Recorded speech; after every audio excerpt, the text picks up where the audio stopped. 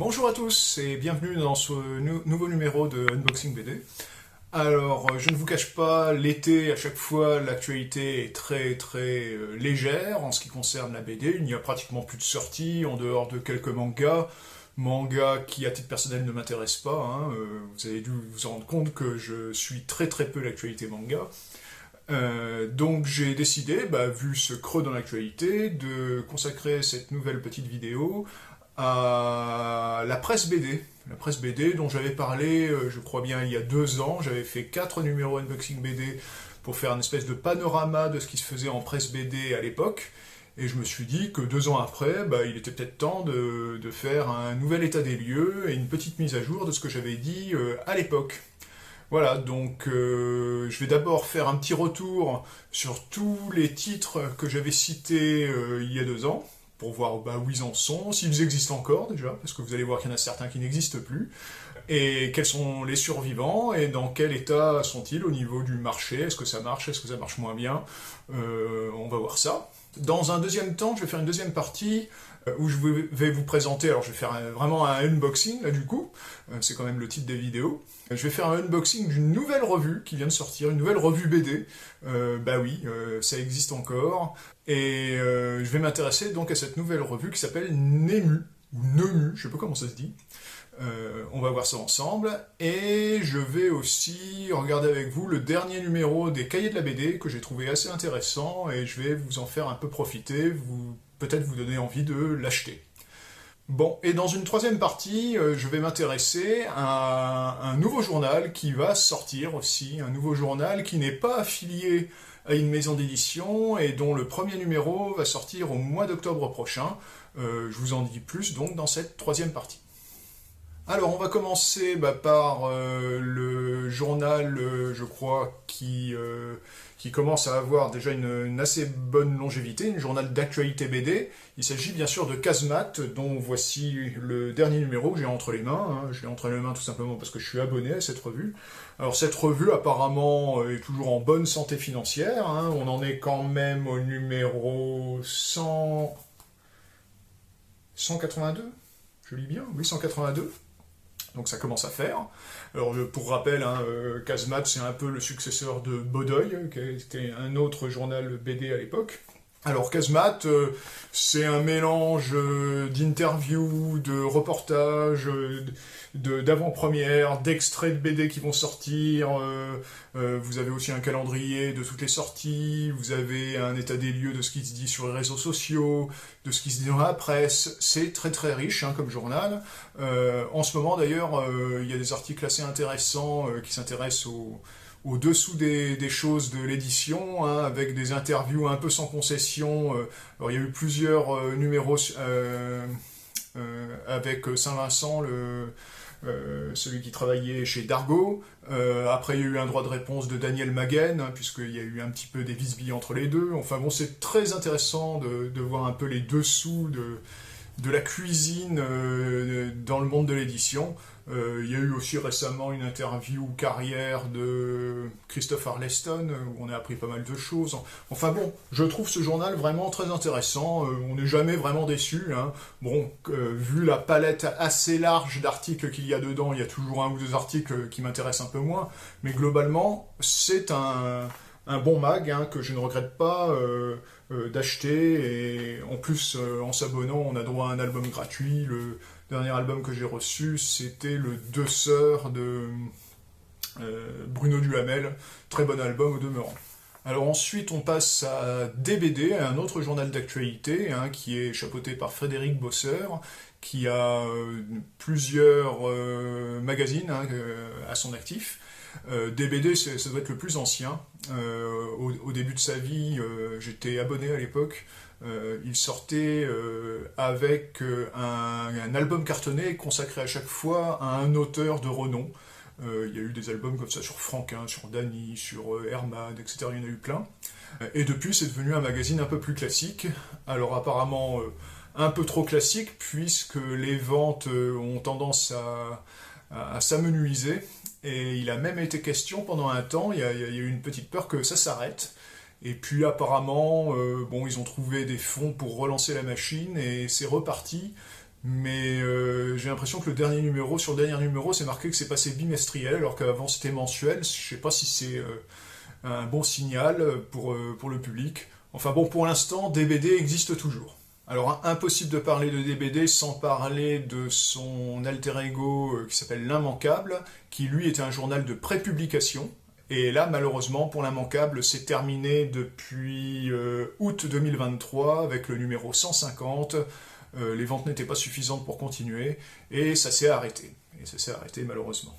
Ensuite, il y a Fluide Glacial qui existe toujours, et là apparemment les ventes sont au beau fixe, hein, vu le nombre de hors-série, de numéros spéciaux qui sortent à tour de bras.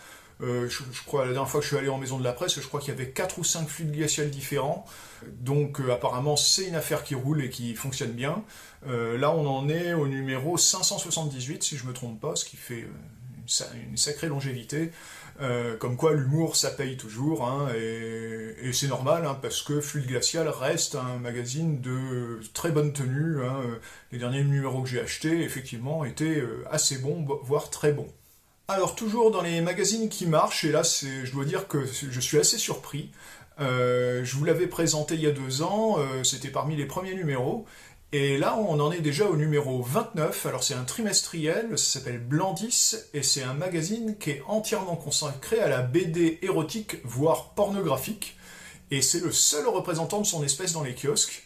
Alors, c'est assez étonnant, mais comme quoi le cul, ça fait toujours vendre. Alors, d'ailleurs, il y a une petite actualité sur Blandis. Récemment, ils ont renoncé à leur numéro de commission paritaire. Alors le numéro de commission paritaire, en fait, pourquoi ça les embêtait?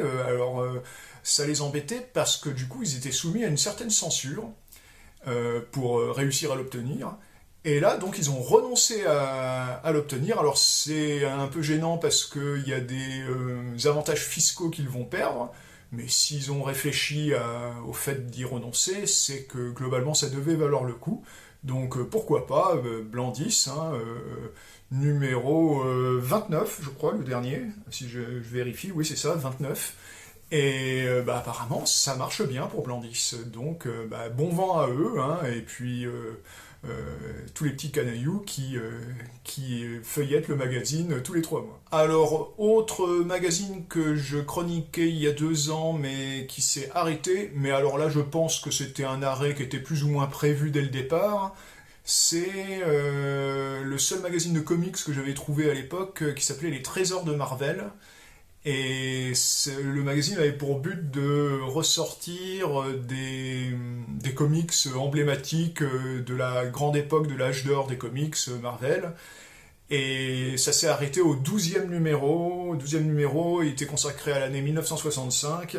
Et ça s'est arrêté donc en novembre 2023. Ça coûtait quoi, 8,99 €. C'était assez bon marché pour un magazine de cette tenue.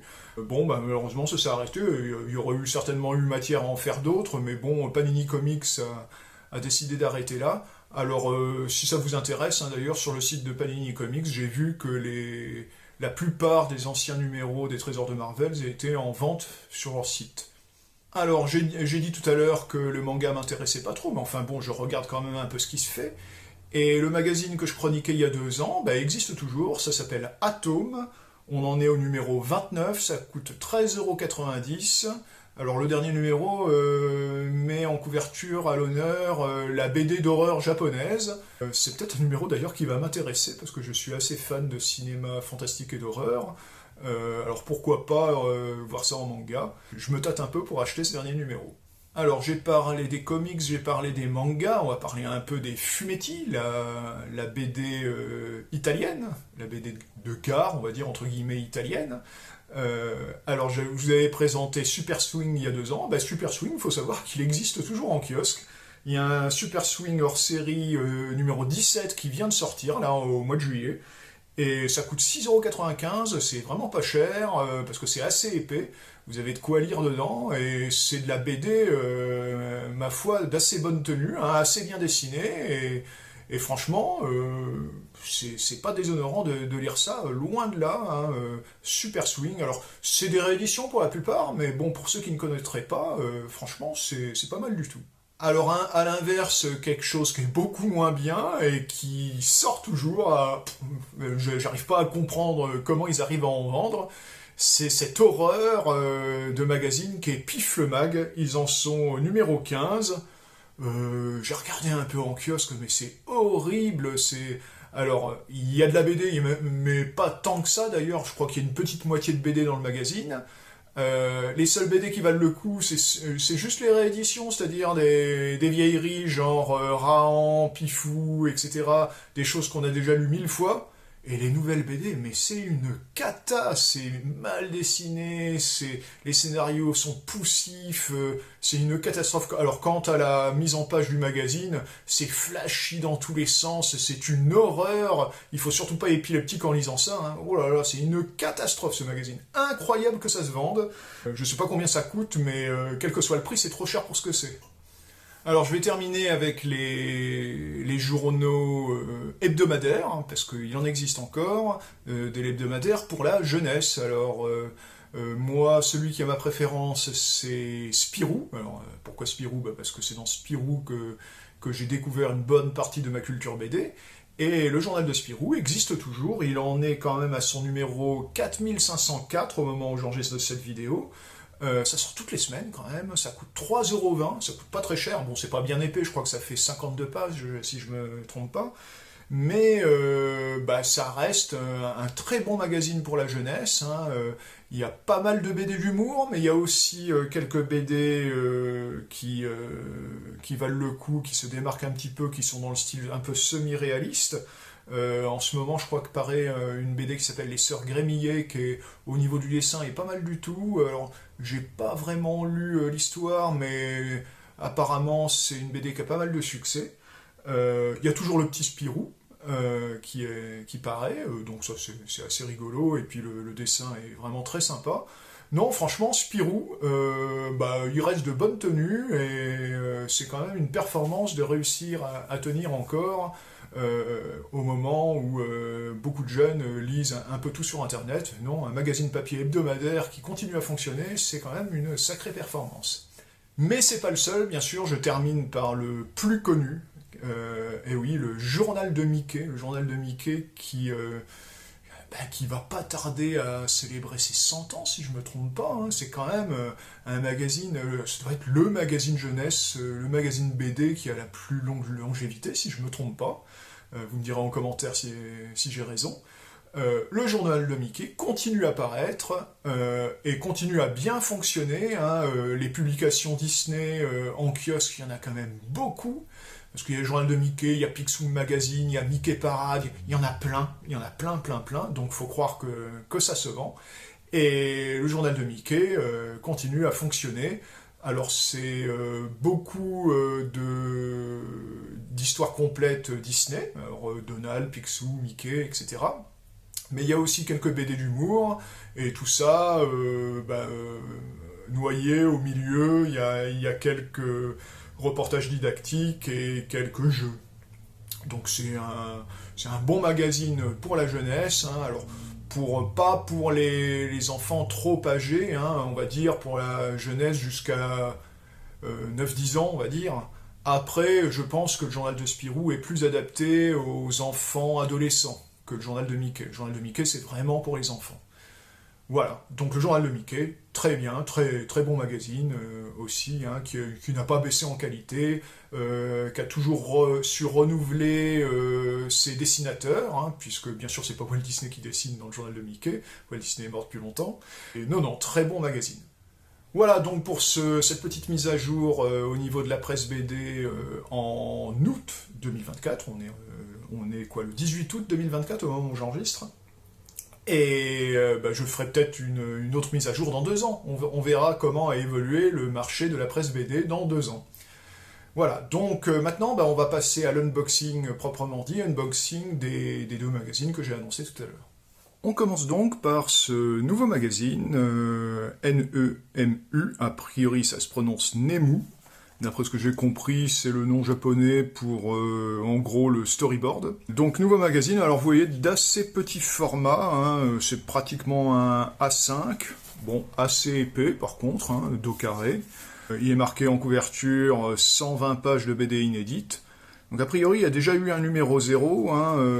Nemu, c'est un magazine qui s'est quand même financé au départ beaucoup par le financement participatif.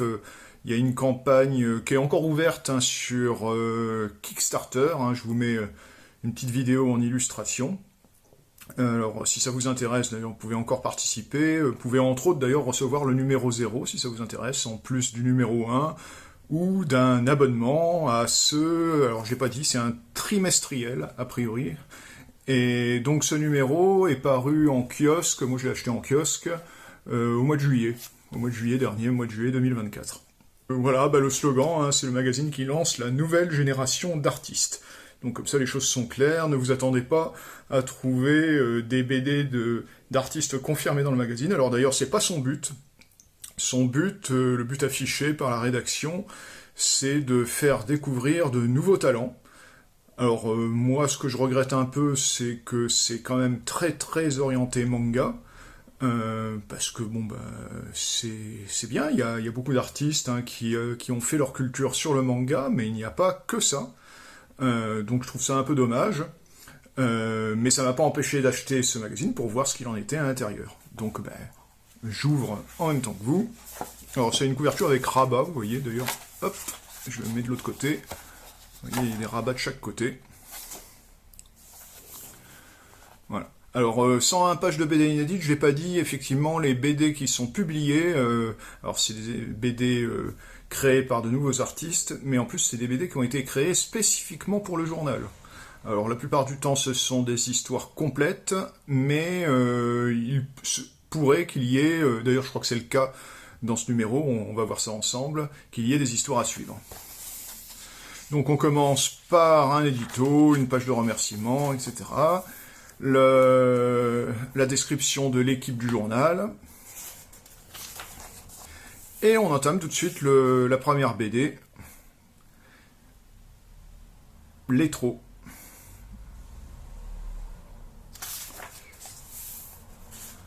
Vous voyez, graphisme typiquement manga. Alors, on entre dans un univers, il n'y a pas vraiment d'explication au départ, mais bon... c'est pas trop gênant. Bon, le graphisme vaut ce qu'il vaut, moi je le trouve un peu raide. Bon, autrement, le découpage est assez bien réussi. Bon, ce qui me gêne un peu dans ce genre d'histoire, c'est que, vu que c'est une histoire avec une composante fantastique, en fait, il n'y a absolument rien d'interdit, on ne sait pas quelles sont vraiment les règles qui doivent être respectées, ou même s'il y en a, en fait, les personnages font un peu ce qu'ils veulent, quoi, il faut dire ce qui est. Alors, il y aurait peut-être plus d'explications si c'est amené à se poursuivre. Voilà, donc là, c'est la fin de cette histoire. Alors là, il y a une page avec quelques esquisses préparatoires.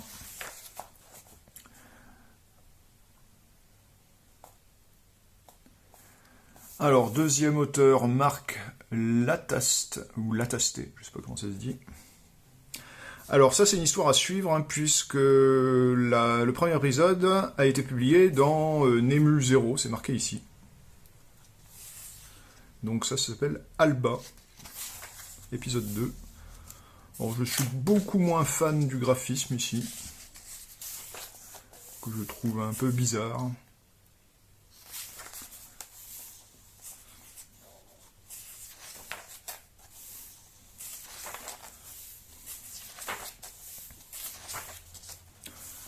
Allez, troisième histoire, créée par Ethan Ferrand. Alors, c'est assez bizarre, au départ je comprenais pas bien, mais ce qui est mis en avant, c'est le nom de l'auteur. Et puis il faut vraiment chercher pour trouver le nom de l'histoire, elle est marquée en tout petit ici. L'âme souffrante, donc là c'est un chapitre 1, donc c'est amené à avoir une suite.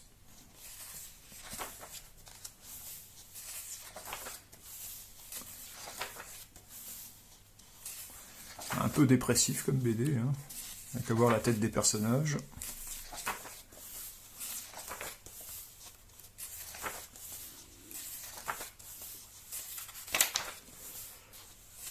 Donc à suivre, là il y a bien un à suivre. Alors là on arrive un peu dans les pages magazines où la plupart de ces pages sont consacrées à des conseils pour la création de ces BD, un peu dans tous les domaines. Alors là le parrain du numéro c'est Julien Nil, c'est l'auteur de la BD Loup, si je ne me trompe pas. BD dont je ne suis pas particulièrement fan, mais bon, peu importe. Bon, c'est toujours sympa d'avoir une interview d'un auteur.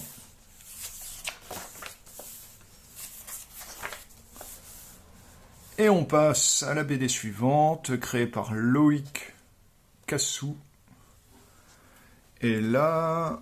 Alors là, la BD, comment elle s'appelle? C'est toujours assez difficile de savoir. Bah, je sais pas. Franchement, je sais pas. Honnêtement, c'est la BD qui m'a le plus intéressé. J'ai trouvé le dessin assez abouti.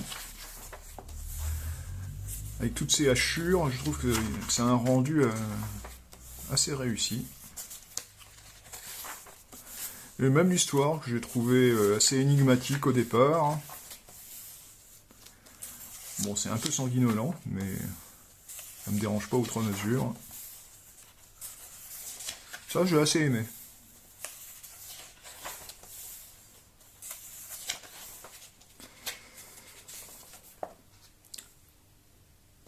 Allez, bah, toujours du rédactionnel pour ceux qui veulent se lancer dans la BD. Alors, je sais pas si c'est une bonne idée de se lancer dans la BD à l'époque actuelle, hein, vu tous les problèmes que peuvent rencontrer les artistes pour essayer de vivre de leur art. C'est très très très difficile.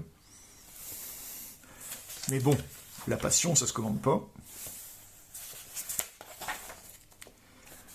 Allez, une autre BD, donc créée cette fois-ci par Cécile Coa.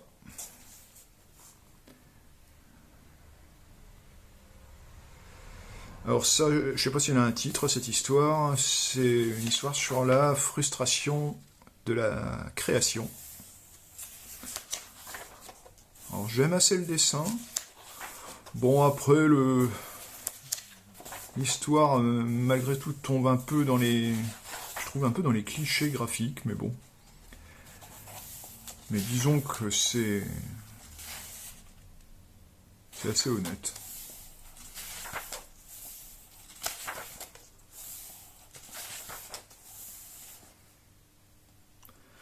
Quelques esquisses préparatoires. Voilà.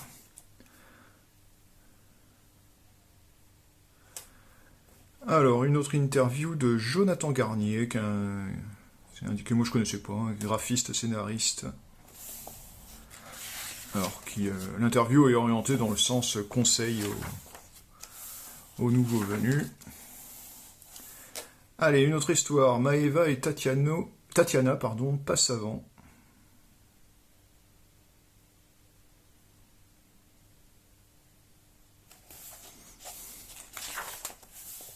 Alors là, j'avoue que bien qu'il soit mis à deux pour faire la BD, je trouve que le graphisme est assez faible. En tout cas, j'aime pas vraiment.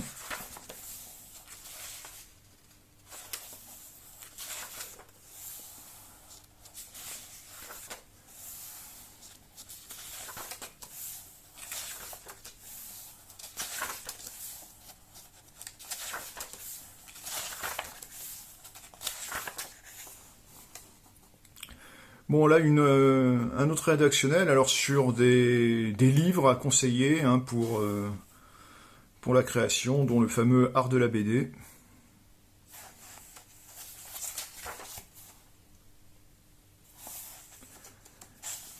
Et là, toujours dans l'optique de créer.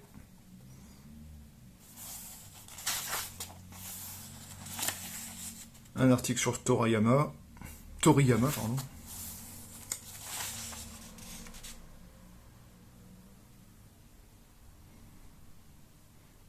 Ça, j'ai trouvé ça pas mal comme article sur l'histoire du format à utiliser pour créer une BD. Et en quoi ça peut être intéressant de créer une BD sur un format plus petit que l'habitude.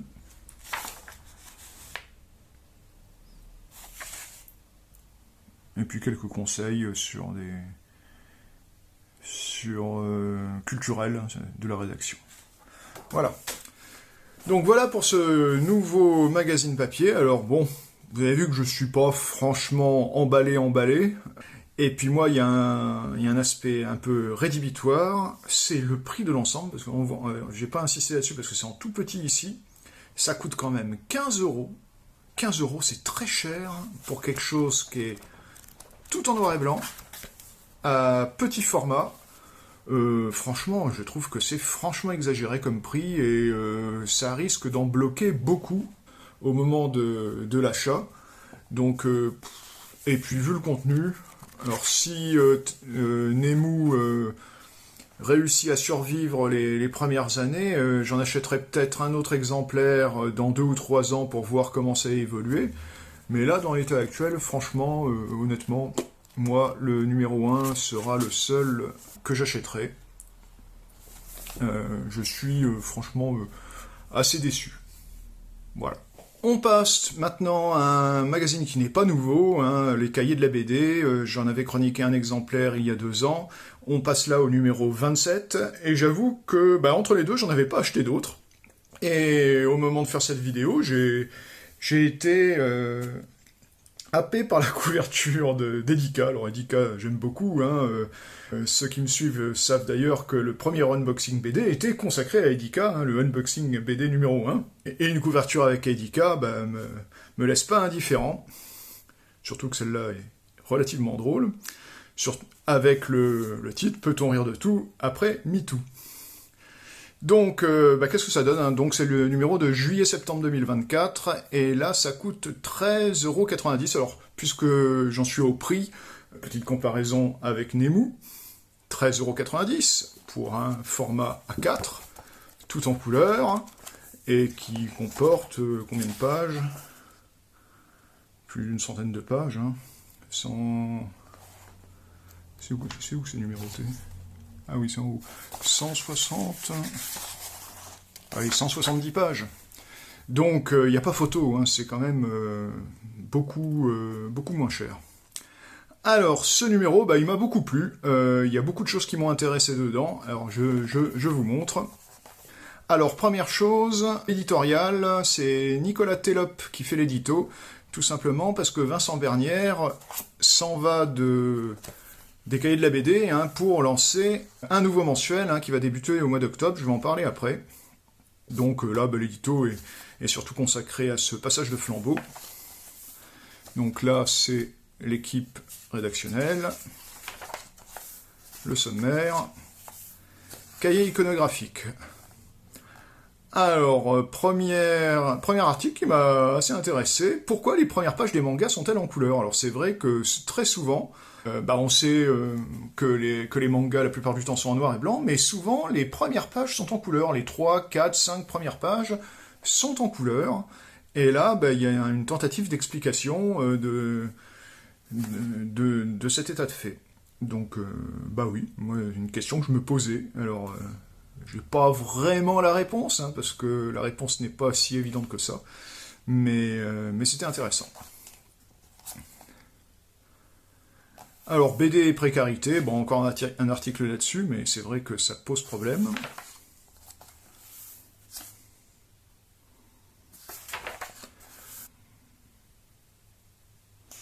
Ouais, ouais. Donc là, un extrait BD qui est assez original, je trouve. Le traitement de la couleur est quand même assez réussi. Alors, là, c'est une publicité, mais c'est une publicité en rapport avec le nouveau magazine qui va être lancé au mois d'octobre, et parce que ce nouveau magazine va aussi s'occuper de lancer des albums sur le marché, et là, c'est les 2 premiers, dont un, je pense, qui est attendu par beaucoup de monde, La vérité sur l'affaire Vives, par Bastien Vives lui-même. Alors, la BD canadienne, ouais, ça m'a pas mal intéressé aussi. Un grand article sur la BD au Canada. Le Canada qui n'est pas forcément connu pour être un grand pays de BD. Et en fait, il y a pas mal de BD qui sont d'origine canadienne, même parmi celles qui sont très connues. Mais on ne le sait pas forcément.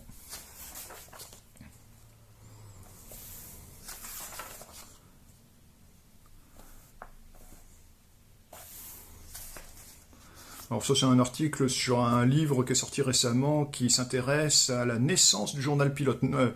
Vraiment à ce qui s'est passé avant que le premier numéro de Pilote paraisse dans les kiosques. Et apparemment c'est un très bon livre.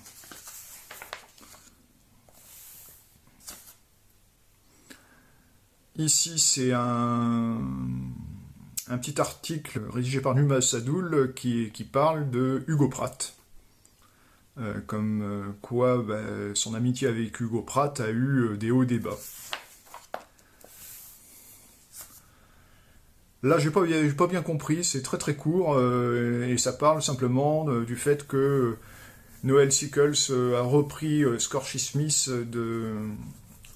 des mains de John Terry, quand celui-ci est tombé malade. Mais en dehors de ça, il n'y a pas grand-chose, donc je n'ai pas très bien compris à quoi sert cette page.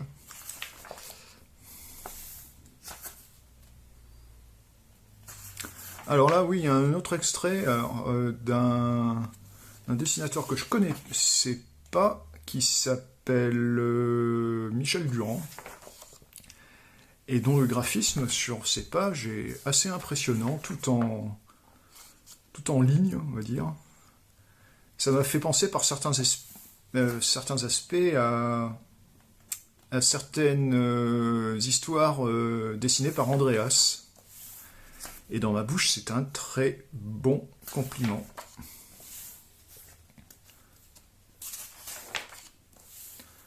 Alors, une interview de Gwen de Bonneval, que j'ai lu avec plaisir.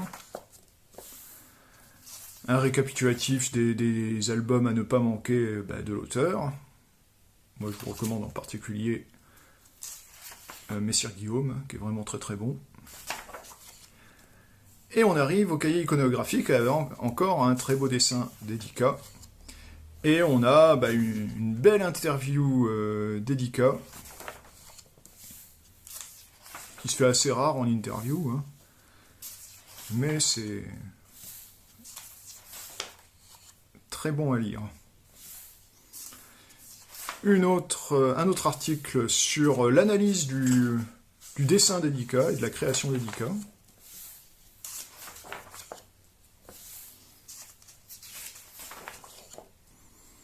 Et une histoire complète. Bon, que je connaissais déjà, mais ça fait toujours plaisir à relire.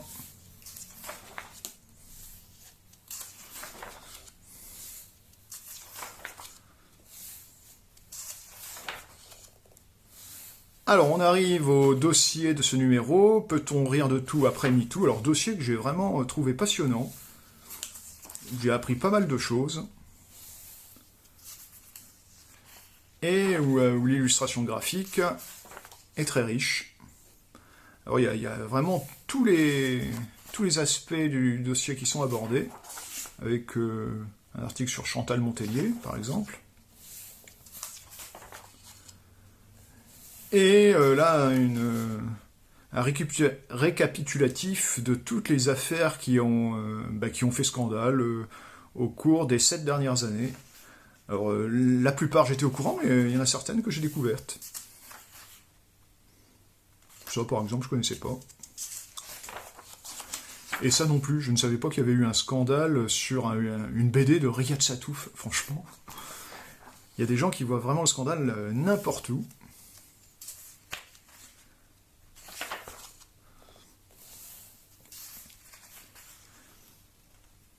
Et là, alors, c'est toujours les 3 mêmes questions qui se sont posées à différentes personnalités. Donc d'abord Chantal Montellier, puis Frémion, Marie Bardiot-Vaillante, je sais pas comment ça se dit, Laurent Martin, Bastien Vives, etc. Donc vraiment très très bon dossier sur MeToo. Ensuite, un gros article sur l'expo qui a lieu à Beaubourg en ce moment sur l'histoire du 9e art. Bon, ce dossier confirme un peu les craintes que j'avais quant à cette exposition, qui, dans laquelle, a priori, pour les passionnés de BD, on trouve pas grand-chose de neuf. On retrouve toujours les figures obligatoires, hein, genre Hugo Pratt, genre...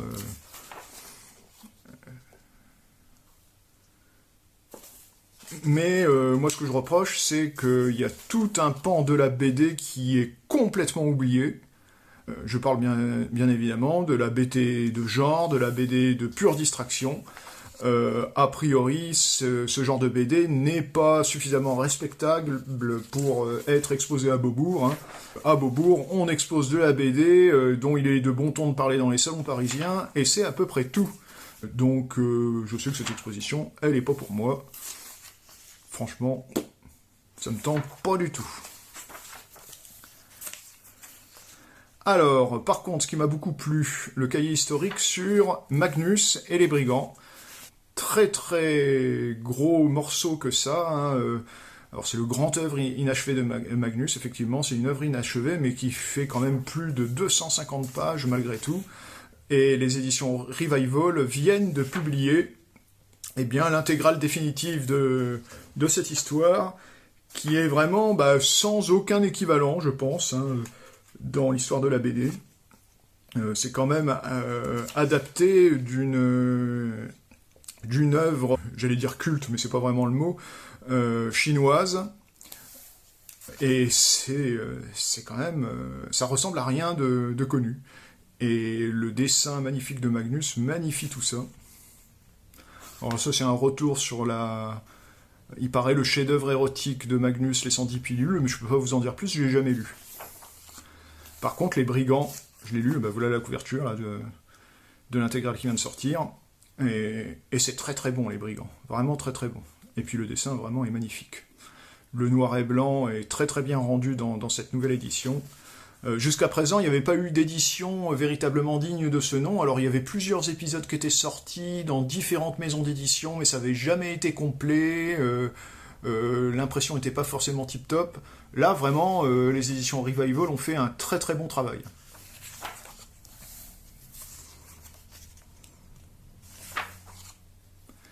Et puis on a droit aussi à une histoire complète de Magnus, hein, alors qui n'a rien à voir avec les brigands, hein, c'est une autre histoire. Et c'est toujours bon à prendre. Bon, on arrive dans le cahier critique. Cahier critique, alors c'est les cahiers de la BD, hein, donc ils s'intéressent beaucoup à des albums qui paraissent chez des maisons d'édition indépendantes et très très peu distribuées. Donc ça permet de découvrir certaines choses. J'aime bien à chaque fois d'ailleurs qu'ils disent ce qu'ils aient aimé et ce qu'ils n'ont pas aimé. Ça permet d'avoir un petit résumé de l'avis avant de lire le texte en entier.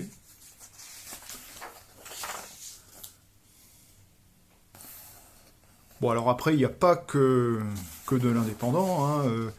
Il y a... Ça, c'était quoi déjà? Oui. C'est paru chez Dargaud, c'est sur Las Vegas Parano. Donc ça, c'est un peu plus grand public. Il y a... Ah bah oui. Il y a aussi Saint-Elme, de Frédéric Peters et Serge Lehmann, qui est vraiment une très très bonne série, qui vient de se terminer.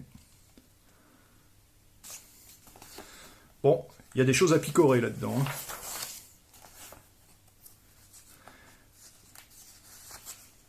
Bon, et là, un gros article sur qu'est-ce que c'est être éditeur de bande dessinée, et un retour sur